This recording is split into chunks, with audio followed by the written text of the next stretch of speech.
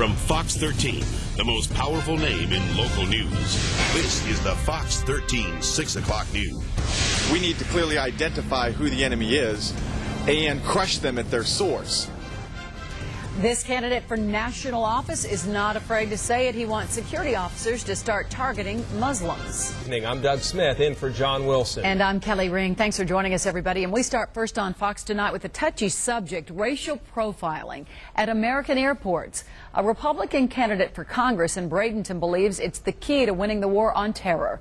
And as you might expect, the idea is getting mixed reviews. And here's Fox 13's Warren Ellie.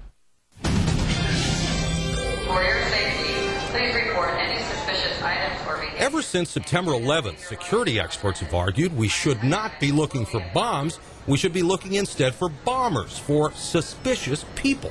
While Americans have pretty much taken the gel and liquid ban in stride, there's growing support for profiling, going beyond random searches and focusing on individuals. Those people, I hate to say that you have to point out nationalities or religious sects or whatever, but that's where it is. That's the majority of it. So it's Muslims?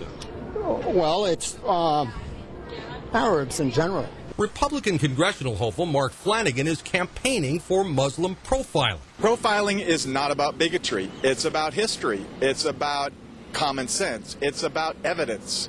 Evidence that has demonstrated that the overwhelming majority of terrorist acts have been committed and perpetrated by fundamental Islamic terrorists. He's jumping on the GOP bandwagon of using the politics of fear and at the same time smearing our community to gain votes on the primaries. If we're going to do profiling, we ought to do profiling that's not intrusive, that doesn't discriminate on the basis of race, ethnicity, or religion.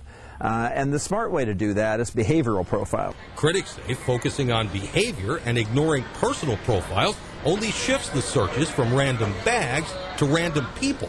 In fact, personal profiling is now the rule in England, and some U.S. airports are experimenting with it. Everything points to Islam, and if anybody can persuade me that we shouldn't be looking at the Islamic community, I'm certainly open to that. Ironically, other experts say there's a risk in ethnic or religious profiling, that the tips British police used to break up the liquid bomb plot came from Muslims. But when you're profiled all the time, it doesn't necessarily lead you into a position where you're really ready to cooperate with the police. While police have pledged publicly to avoid profiling Muslims, many law enforcement officials off the record admit it's going on behind the scenes.